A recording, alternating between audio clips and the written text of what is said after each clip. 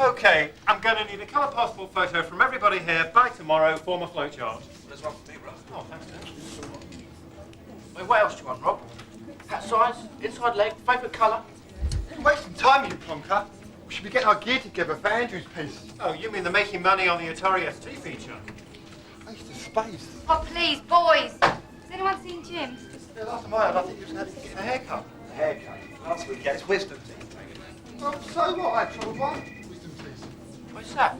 You ever thought about getting wisdom teeth put in? Yeah, Shab, get some wisdom teeth. Come on, Sab, put him down. We need him for the Escapade feature.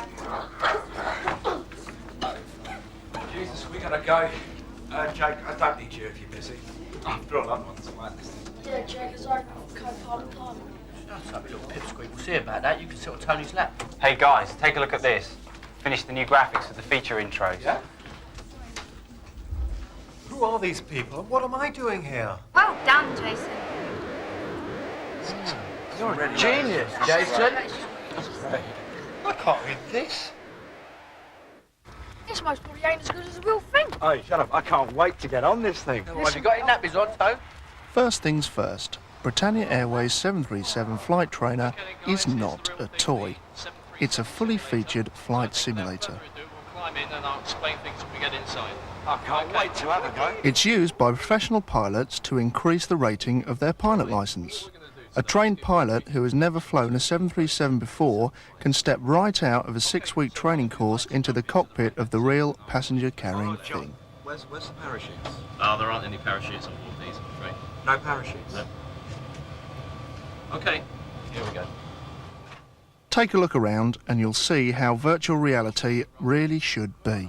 Which is the point at which we There's take too off. many buttons. We begin pulling back on the control column. Too many See that gauges. orange triangle, which represents Every dial and control is perfectly copied in the £10.5 million machine. It may sound expensive, but compare that to previous training methods where airlines would sit an $80 million plane on the ground and train in that. By hiring out the simulation to private pilots and other airlines, the unit can pay for itself inside 10 years. A very easy instrument to understand. The scale's quite clearly marked around the outside. We've only got 20 minutes left. This is costing £400 an hour. And all they're doing is talking. Yeah, hurry up, John. £400 an hour may seem a little pricey, but for a pilot the experience is invaluable. Where else could you fly through a storm with 3 engines off in complete safety? In real life, you don't get another chance. Onto the reverse thrusters to slow us down.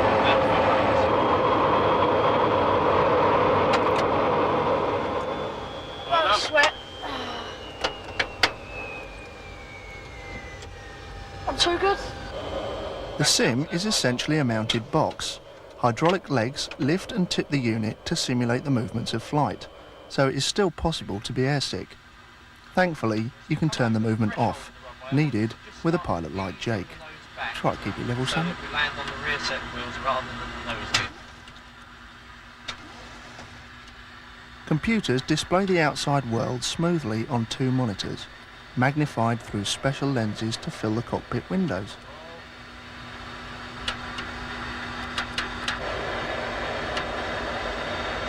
Start easy with All this combined makes for the experience of a lifetime. There we go. My turn. Come on, out. I'm very sorry, Tony, but just out of time. Would you like to come back another time? That's all right, mate. You don't want to go anyway. That's unfair.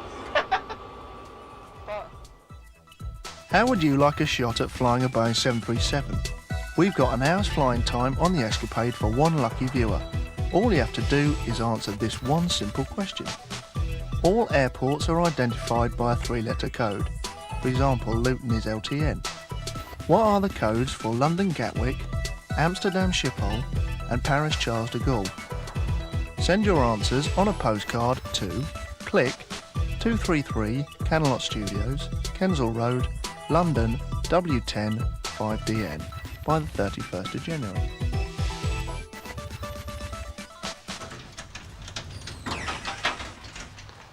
Excuse me, have you got a mirror? Yeah. Oh, jeez, no.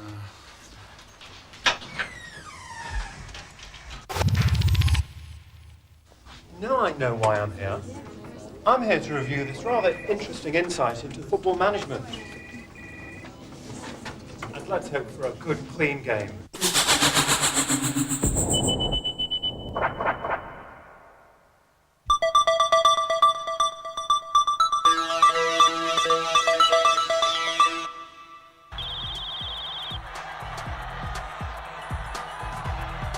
It takes some guts to bring out a football management game these days. After all, they've all been done to death, and just about everybody already has one. So what's so special about Super League Manager from Audiogenic? Well, for a start, it has everything a budding young manager could want. A filofax, a phone, a shiny nameplate, and even a cup of coffee for 11s. In fact, it's a very entertaining strategy game with a high level of detail. It also links up to the award-winning Emlyn Hughes International Soccer, allowing you to have a hand in playing on the field as well as off. It's simple enough for the juniors, but intricate enough to keep the experienced player happy. And there's more. It also has enjoyable little details such as letters from fans. Hold on a minute, I better get the phone. As you can see, from time to time you also have to negotiate with the players, but remember, the team always comes first. Anyway, I've got to go and give Graham Taylor some coaching tips now, but my advice to you is sign up Super League Manager. You'll be over the moon, Graham.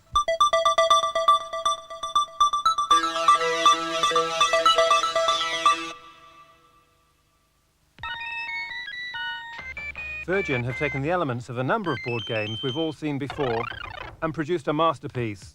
Spot is very simple to learn and extremely addictive. I can't leave it alone. Spot can be played by 1 to 4 players and control is with a joystick, keyboard or mouse. There are 9 different levels of difficulty, so there's enough playability to give even the most seasoned player value for money.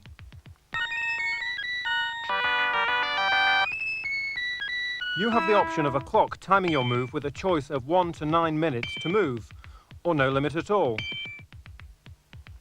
Your host for this game is a rather bizarre red ball with arms and legs called Spot. He lets you know when it's your move and when you're breaking the incredibly simple rules.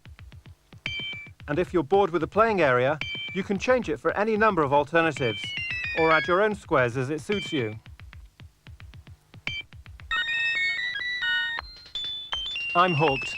This is the best thing since Tetris. Someone, please tear me away. I've got other work to do.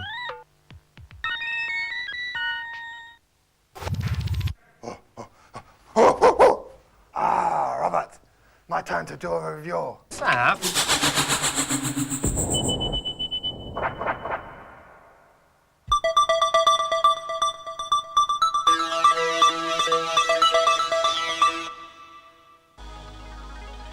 As the man said, they're back. Billy and Jimmy have returned in their toughest mission to date.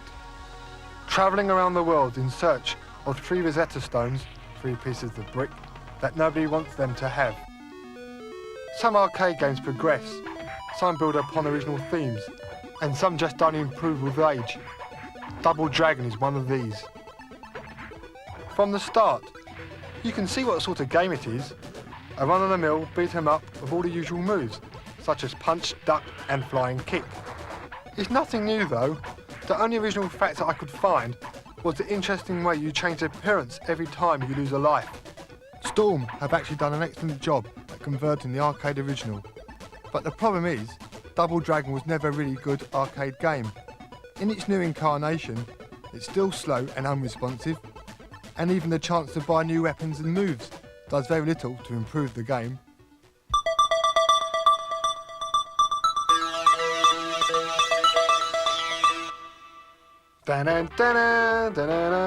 In Covert Action, we enter the world of spies, lies and killer thighs. The president has a problem, a matter of national security, and you're the only person who can help him. Anyone who can't handle a complex and involving game should go back to their Lego. Covert Action seems almost limitless in its amount of options. Remember, a spy can do anything and go anywhere, and that is exactly what this game lets you do. Armed with a handful of clues, you have to thwart an international group of terrorists. Who are they? And what they do is down to you to find out. By searching buildings, you can find clues to help you in your mission, as well as a few enemy agents. Remember, you have a license to kill. Take to the streets, in style or not, and follow your suspects. It's the easiest way to discover new locations. On top of all this, Covert Action has messages and codes to crack, and a little bit of wiretapping thrown in. It might take you a week or two to fully understand it, but I think it will definitely pay off. Who said being a spy was easy anyway? If you haven't tried Click's hotlines yet, do it now. This month on the Click hotlines, we've got hints on Robocard, Knights of the Sky, and Spot. And we also have the first half of the solution to Moonstone to keep you going. Try us now. This is Johnny Spiffing show, what? Yes, Johnny, good show. Marvellous, really. Well, I'm the editor and I should have been playing. Oh, did you have a good time then? Not bad, not bad. Did we ever? I want to be a pilot. You'd be like you've been air stewardess. Is Jim still on it? No, I've been in all day and I haven't seen him. So I don't know where he could be.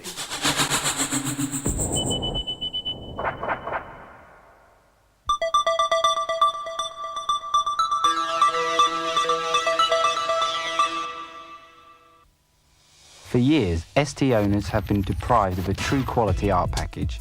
However, the wait is over. Deluxe Paint ST has arrived. The package contains all of the standard features of the series that no one has ever managed to better, all run from an easy-to-use menu bar. Although the ST palette is far more restricted than the Amiga, there's no reason why you can't create staggering images like this one. Naturally, there are tools to help those of us who aren't skilled artists. Straight lines and arcs can be drawn easily at the touch of a button, along with coloured fills, airbrushing, and even perspective effects.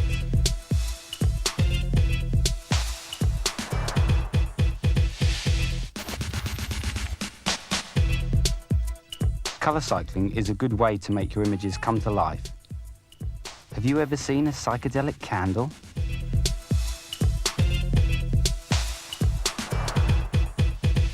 Once you have completed your rough drawing, you can use some interesting effects to aid your presentation, such as blending colours or smoothing rough edges.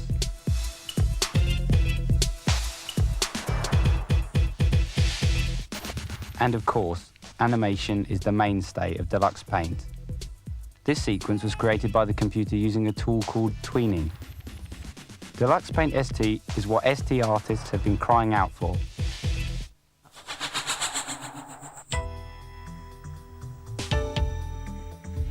Most computer games magazines are designed for dedicated players. Ace is designed for dedicated winners. Ace from EMAP Images.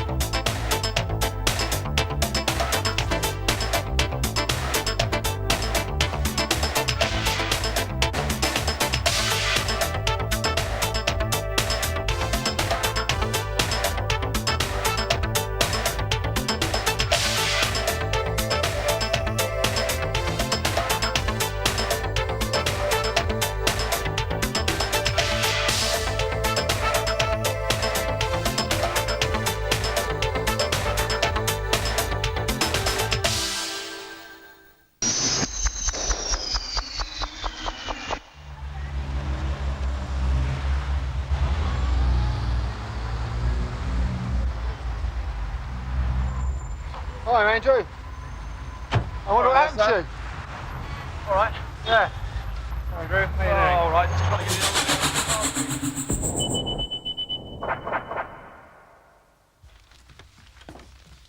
Hey, Rob, this is where Jim must have come to have his wisdom teeth out. Oh, very Hey, kind. wow.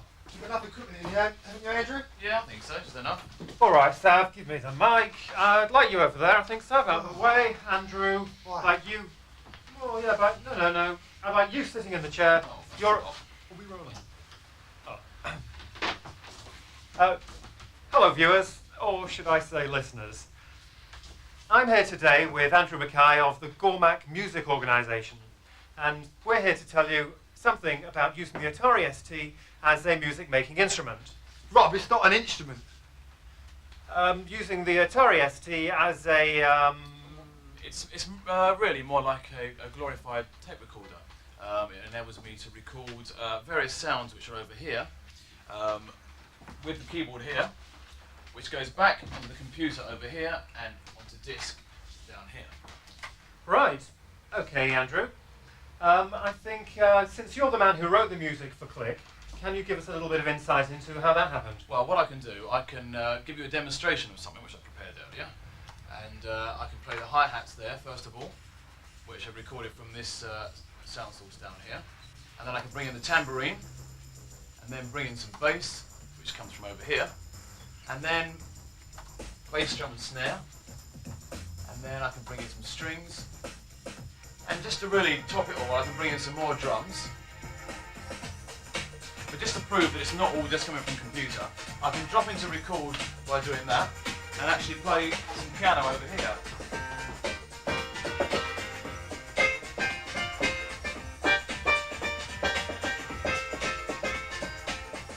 And I go back over here, and I can solo up that sound, and I can actually see visually on the screen what notes I've played.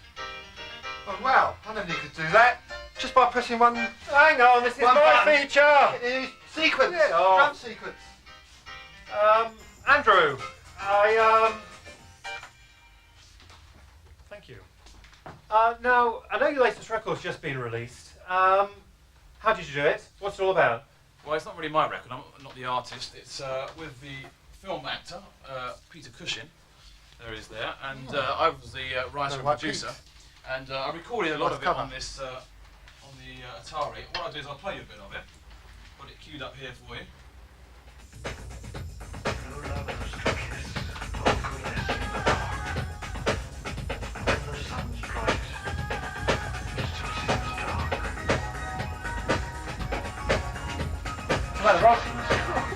So the majority of it was recorded on the Atari. I actually went to another recording studio to mix it. A different sound to it. Oh, that's very good, Andrew. I mean, it's awfully funky. Now, What equipment do you need to start off with then? Well, obviously you need the Atari, which is the main thing. And the software that I'm using is called Uniter, which enables you to see the music, which is quite important for the sort of music that I do. Originally, I just started off with this one piece of equipment here, which is a Roland D110, which has got bass, drums, various other instruments, so you can actually create a whole track just with that. But as the years have gone on, I've added new things like this M1R here, various samplers, various keyboards over here, and well, now you see it all. well, Andrew, I'm afraid we're just about running out of time, but what I was thinking of then is, lots of our viewers, I think, are probably writing music of their own at home. Right. If they send it in, would you be prepared to give it a listen, and maybe if it is good, send it into your record company for them to consider? Yeah, I think I'll do that, yeah, no problem. Okay, great, thanks a lot. Okay, well, I'm off to buy myself an Atari ST, and I'll see you guys on top of the pops. You gonna do, Rob? Flowchart Mega Mix, huh?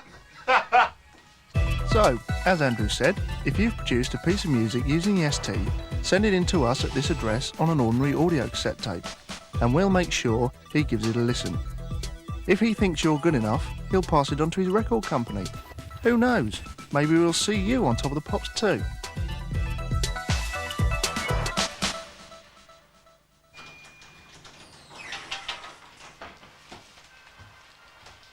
And here's a tip for Lotus 2.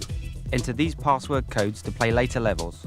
Twilight for night driving, Pea Soup for foggy conditions, Liverpool for motorway driving, and the Skids for snowy conditions. Jace, is that girl in reception? What girl? Well, the good-looking blonde, didn't I tell you? I've been waiting over an hour for you. Nobody told me anything. Better check it out. Yeah. Get him every time.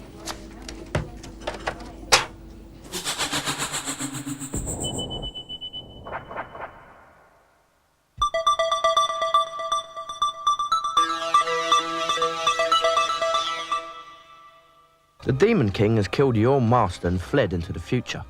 With the help of your master's wizard, you have followed him into the unknown to seek your revenge. Your mission takes you through the ruined countryside as you're slugging it out on and in a subway train and across a town in futuristic Japan. Not a pretty place thanks to the Demon King. Here you come across bloodthirsty bats, rats and many other creatures I couldn't try to put a name to. One great feature of this game is the personalised access code. This allows you to remember where you left off and take up from there when you restart the game. An obvious feature really, and a serious plus point. Well, I don't know why all games don't have it. Without it, you have to fight your way through all the early levels until you know every inch of them. And where's the fun in playing something you can win with your eyes shut? The joystick controls are straightforward, while giving you a wide range of moves with no need to use the keyboard at all. By digging with your sword, you can gain access to the many underground caverns, where you'll find weapons and power-ups of the mystical and physical variety.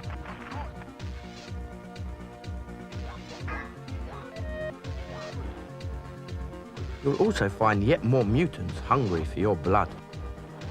There are more beat-em-ups on the market than I'd care to count, and finding one worth looking at is always a nice surprise. First Samurai is well worth taking a look at.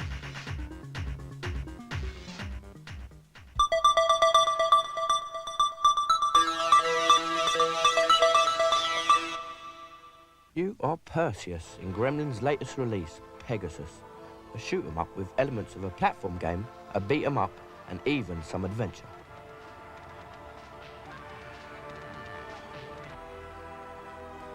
Satan has invaded the 5 planes of existence and shattered the crystals which hold the souls of each plane. You must battle his evil cohorts and collect the fragments of the crystals. Pegasus boasts 50 levels combining 2 different types of gameplay. The first, a shoot-'em-up, has you riding on Pegasus, battling a variety of ugly creatures. The second is the beat-'em-up side of the game, where you are on foot.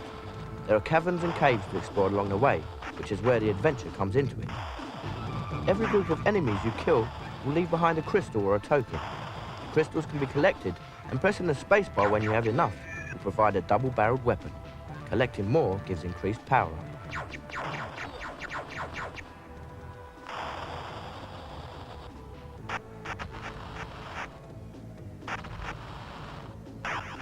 My first impression of this game was that it looked much the same as many others on the market. Happily, I was wrong, and I'm sure you'll find Pegasus very playable and very addictive.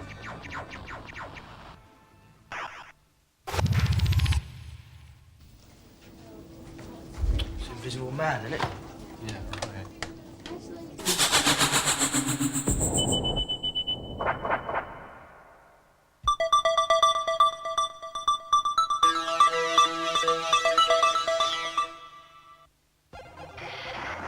As a sorcerer's apprentice up to no good, you've let loose enough fuzzballs to overrun the sorcerer's tower. The sorcerer himself is none too impressed and has turned you into a fuzzball too. To be turned back into your old self, you have to clear every fuzzball from all 50 of the chambers in the tower. The fuzzball hunter is joystick controlled and is a little slow to respond. Mistakes make your progress through the game increasingly difficult, so if you're a novice, getting beyond level 1 is hard work. Shooting the marauding fuzzballs by pressing fire turns them into harmless blobs which you can knock off your platform.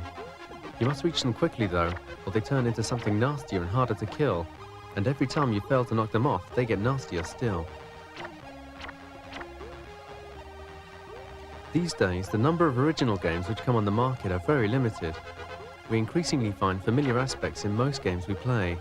This doesn't always mean it's a bad game, just that you can find the same thing elsewhere. With Fuzzball, System 3 have brought out another platform game, which on the whole I found a little too hard. But if you stick at it, it's great fun.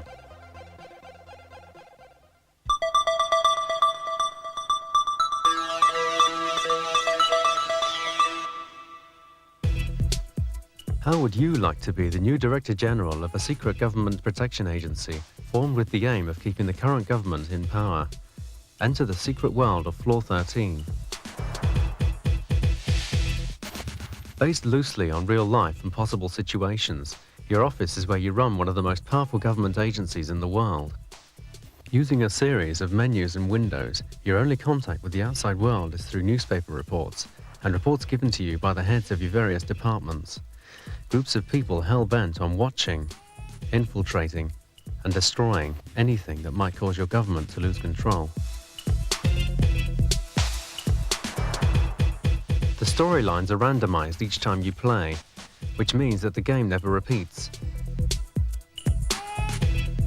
Floor 13 is one of the cleverest games I've ever played, a highly involving yet very subtle thriller, with enough edge to make you wonder what's really going on. Purely incredible.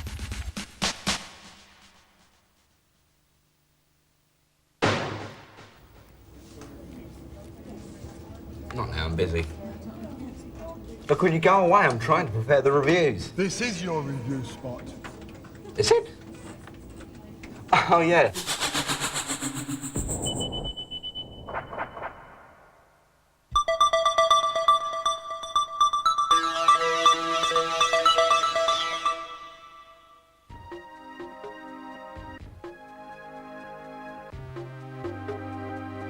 The plot behind Realms from Virgin Games is a fairly typical one. A young prince, enraged that his father has died, yells at the gods for a bit and is finally struck by lightning, which then turns into a snake.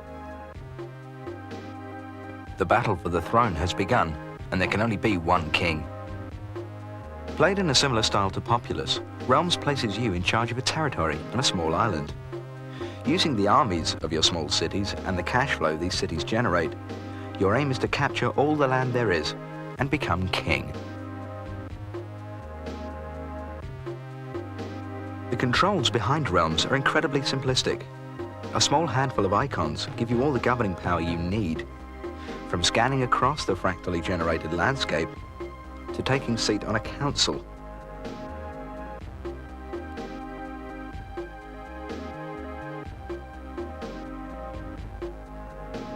You can even play the taxman.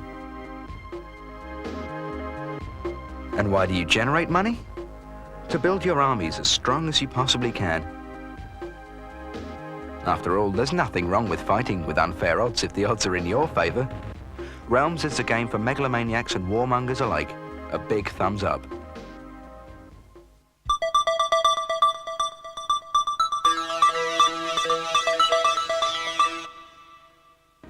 You're Murphy, bug hunter extraordinaire, troubleshooting deep inside a crazy computer. You have to work your way through the whole system, collecting infotrons. That's diamonds to you and I. When you've collected them all, you can move on to the next level. Right, that's the scenario out of the way. What's the game like? Well, as you can see, Supaplex is a puzzle game of some complexity, although it's a lot simpler than it looks. It has 111 levels, and every one is a challenge. In fact, I have to tell you that the difficulty level is very high. Or is it just me? You have 3 chances to skip a level, so if you get to one you just can't seem to solve, you've got a way around it.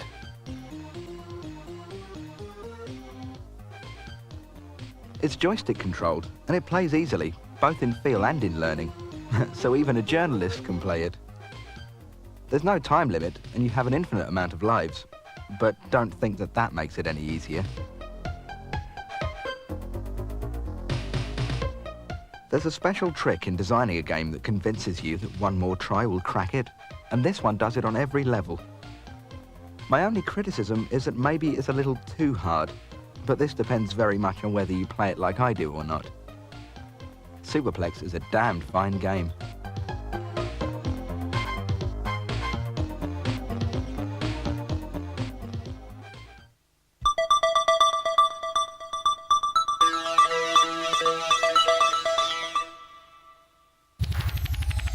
Sid Meier, designer of so many of Micropose's combat simulations, takes everything to a much larger scale and shows us how to build a better world in Civilization.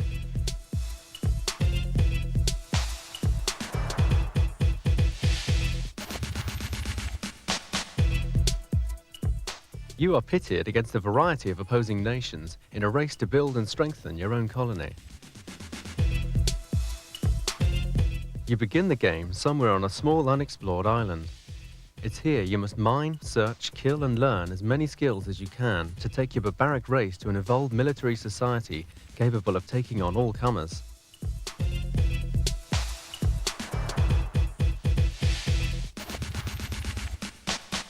As you grow, your world grows with you, and with it comes the danger. You're not the first settlers on the island, and there is no guarantee that the others are friendly. Agreeable tribes join you, but the enemies shoot to kill. On paper, the game sounds like SimCity. In practice, it is so much more. Meier has surpassed himself in terms of challenge and addictiveness. After all, who could resist a bash at world domination? One for the Hall of Fame. And here's a tip for Carve Up. For infinite lives, enter RJ Toon on the high score screen.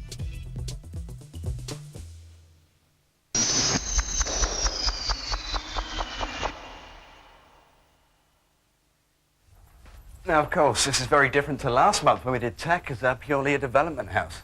Storm are also software publishers, so they've probably got a lot more interesting stuff for us to look at. Now, one of the perks of being a programmer is you get your own arcade. Wouldn't you love one of these in your home? Of course, they're not the actual arcade cabinets. I mean, these high-quality units are hand-built, but they serve their purpose. Now, there could be some stuff back here that we're not supposed to look at. Let's take a glance.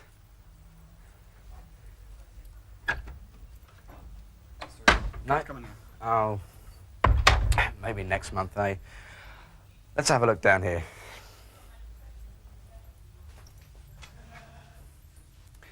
Now, this is the nerve center of the sales curve. This is where all the hard work goes on. All the programming in here.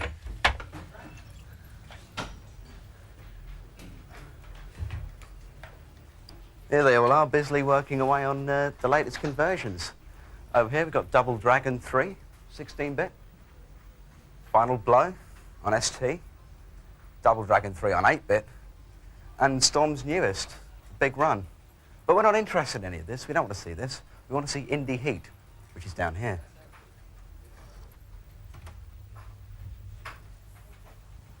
Ned and John, programmers of Indie Heat.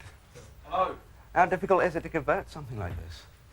Something like Indie Heat. Well, I'm the graphics man for this one, and it was, for me, it was relatively easy compared to other things because we got the graphics from the arcade company who did the machine.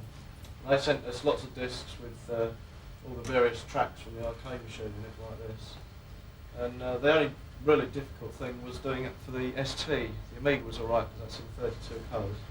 For the ST, I had to change the colours down and remap the tracks with Deluxe Paint 3, which is quite easy. But the rest was up to John. I understand things weren't quite so easy for you, John. I mean, when converting something like this, how do you decide what stays in and what doesn't? Well, what I usually do is I play the arcade machine until I almost know it inside out. And I have to then decide which parts of the game are important to the gameplay and which parts I can leave out without affecting the gameplay at all. In the case of Indie Heat, I had to leave out the fifth car because it wasn't really important to the gameplay. Four cars are enough, but the fifth car would have made my game run too slowly. So that's the kind of thing I have to do. Now, you might think it's a nightmare converting onto 16-bit. How do you think the 8-bit guys feel? So what is it like converting onto 8-bit? Well, usually with the graphics, what we do is we take the arcade graphics and convert them down to the 64 and touch them up. Like in the case of Indie Heat, we tried that, but it didn't look any good. So what I had to basically do was draw the graphics from scratch, and they turned out all right. And as far as programming goes, on an 8-bit machine, you can't hope to make it anything like the arcade original. So what you do is you write a program that plays like the original and looks more or less like the original. But in real terms, if you were to see the two side by side, the 8-bit game would be nothing like the arcade game. But it feels the same, and that's the important thing. Right. So we're taking a fully packed arcade machine like this, running onto 16-bit, 8-bit, and even on the Game Boy. But none of this is impressive. Not when you got it on your watch like I have. See you later. Take that.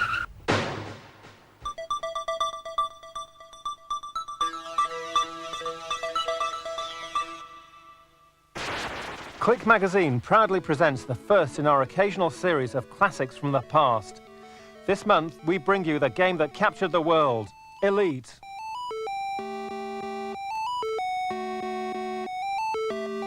Elite was the original space trading game, where you, in your Cobra Mark III spaceship, had to fly around the galaxy, trading to make money to buy weapons, and taking your rating from harmless through to elite.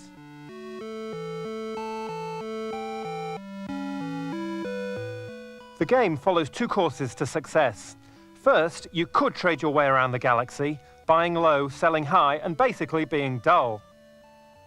The alternative is to bounty hunt, picking off space pirates wherever you find them.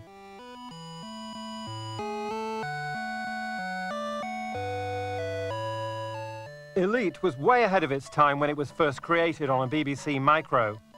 Even now, it still stands as an exhilarating ride and a classic piece of software that no one should be without.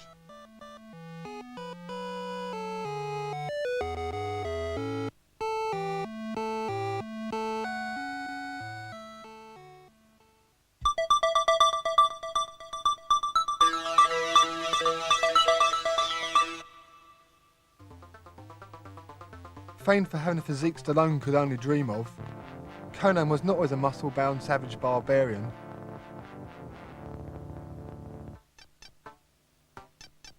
Once he was a lowly muscle-bound blacksmith, until his wife was murdered by a religious sect. You control Robert Howard's hero in his quest for revenge. The game is played in the mythical land of Chimera, where Conan must travel in his hunt for the leader of the sect. The game revolves around icons on the right of the screen that have different effects depending on where you are. Here they give status reports, as well as controlling movement around the landscape.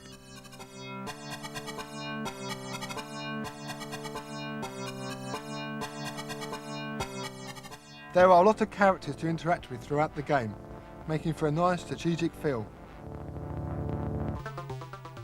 The combat sequences let this game down, and unresponsive controls with limited moves make these sections hard to play. Apart from this, it could have been an incredible product. And here's the next tip for Chuck Rock. Press escape on the title page and then enter Estrano. Chuck will now be able to fly. Here you go, Lucy. This month's cover mounts. Get it right this time, huh? I'm not Lucy. Ah. Why not? Well, she's on holiday. So who are you? I'm Rachel.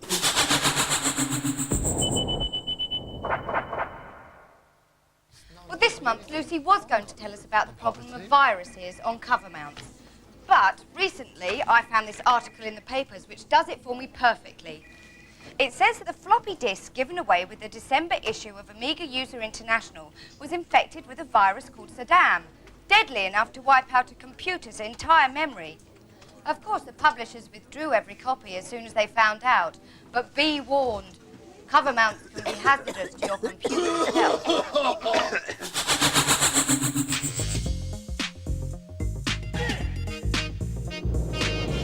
The best thing about CU Amiga is that it really tells you everything you need to know about your machine. The next best thing is you can read it anywhere. CU Amiga from EMAP Images.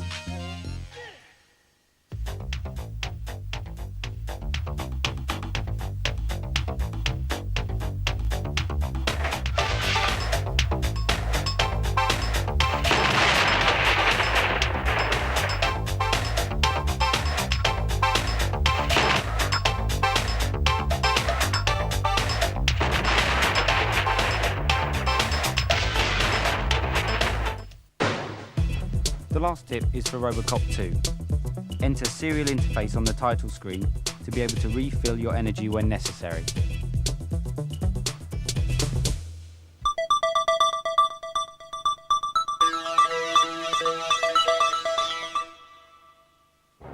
I love this game for two good reasons. One, it's brilliant, and two, the gore option.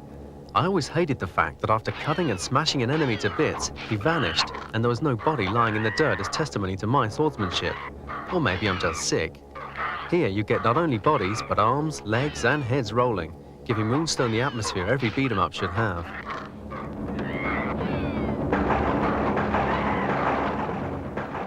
That's not all though, there's an adventure here too.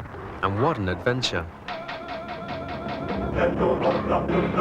Right, down to serious reviewing. The land in which you search for the stone has 4 vast areas inhabited by a whole host of weird creatures out for your blood. And I mean blood.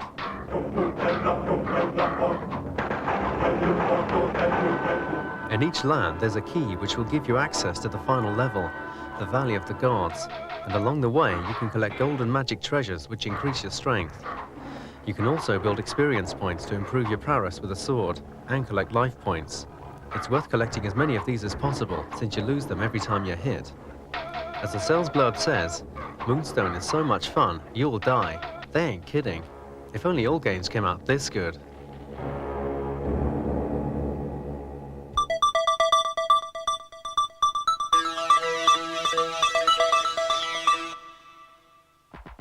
Sports boxing is an attempt at simulating not just the fights, but the whole sport. You can create and save 10 of your own boxers. You say how tall, how heavy, and how strong they are, then train them up and get them in the ring to see how well you've done. The controls are quite complicated, but give you every move you could possibly need. The simulation can be controlled with a joystick, mouse, or keyboard. Thanks to the 3-dimensional aspect of the game, you can duck, dive, and weave. You can watch the fights from 9 camera angles and watch the best moments again and again with the action replay facility. However, 4D boxing falls down on its playability. Although the blows have a nice feel to them, the reaction to the controls is incredibly slow. If you're looking for a boxing game that has the feel of a fight, then look elsewhere. But if you're after something with an understanding of the whole sport, then you could do worse than this one.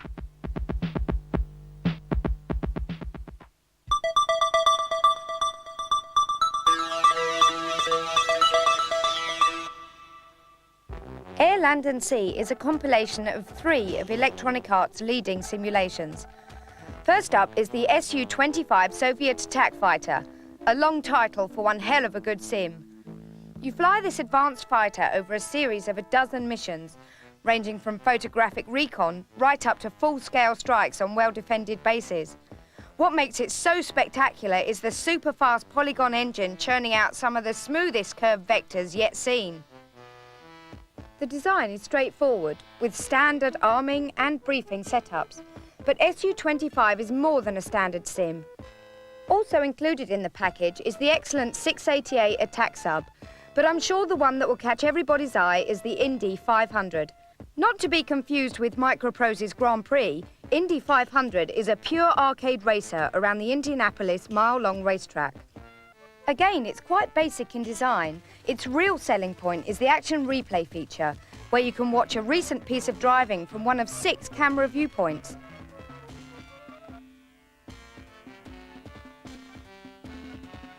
Just right for watching pile-ups. Air, Land and Sea comes to you heartily recommended.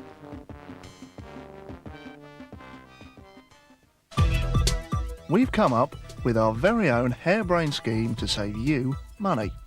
You can get £5 off one, some, or even all the games featured in this issue of Click, just by filling in the voucher enclosed in your pack and sending it with your dosh to the address on the card.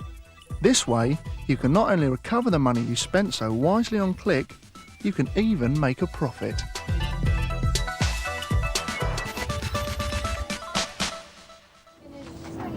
Review spot coming up. Can you get me any close? Yeah? Come back in 5 years, mate. Jake, you might have learned how to use a joystick by then.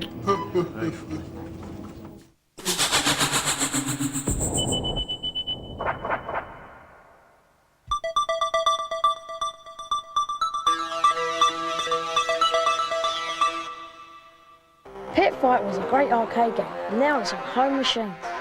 You can be any one of 3 different fighters, and there are 8 people to fight against. The graphics are all digitised from the real people too.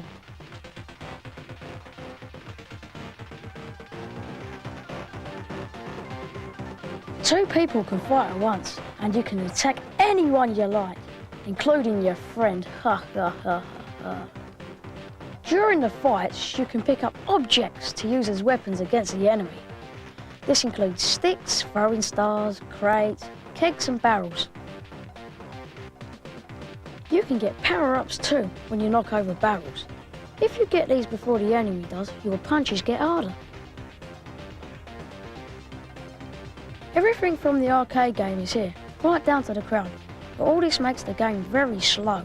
The controls are very slow to react, which makes the game almost unplayable. Though Mark's conversion is very close to the original, maybe too close. Pit Fighter is all very well put together, but it's not the sort of game that works well on a 16-bit machine.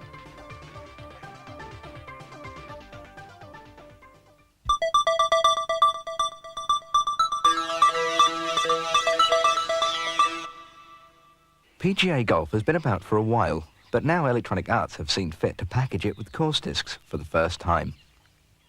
Any PC owner should need no introduction. PGA Golf, while lacking some of the technical accuracy of Microprose Golf, is still a superbly produced sports simulation. Playing it is easy. 2 timed fire button presses determine the strength and accuracy of the shot, and a cursor determines direction. Remember to take wind into account when aiming. So what's the improvement? Well, not only do you get to play around at the PGA West Stadium green, you can also try your hand at Sawgrass or Avenel.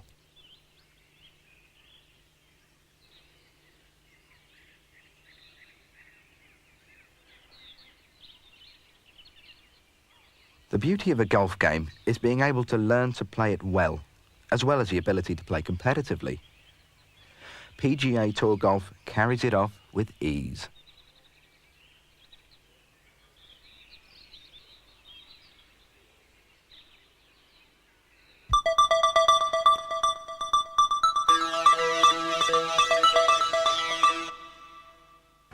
Now, I don't know about you, but when I see a game with core design on the pack, I just have to load it. With a consistently high track record, with games ranging from Carve Up to Heimdall, Core just seem to always get it right. Wolfchild is no exception. The game idea is quite simple and borrows a lot from the arcade classic Altered Beast. You, as the Wolfchild, have to punch and blast your way across levels from battleships to bugs, wiping out the enemy and hunting for the power-up capsules that change you from child to wolf. In true coin-op style, everything is thrown at you. Even plant life lends a hand, or should that be a stem, in trying to destroy you. Strangely enough, the old cliche, "not everything is against you," doesn't appear to be true. Even the lifts in the game have a tendency to break down and plunge you into deeper and deeper trouble.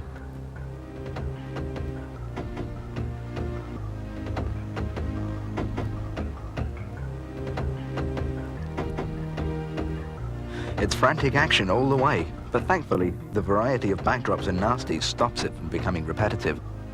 Maybe it's not the most original game of the year, but one well worth adding to your collection. You know, Tony, I'm just not getting the cooperation I need in this office. I know what you mean. You can't trust people anymore. I don't mind Jim taking 2 weeks off work. It's just he gets paid more than me for doing it. You two moaning about it. Worked out right in the end, didn't it? I think I came off rather well in that one. Better than that dipstick Sav, anyway. I'll shut your mouth if you want to be in issue 3. Yeah, don't call us, we call you. Yeah. Oh, boys, I can't stand any more of this. When's Lucy coming back? Why can't we have any more women in this office? Yeah! Get a blonde. Yeah, Jason knows a nice one, didn't you, Jace?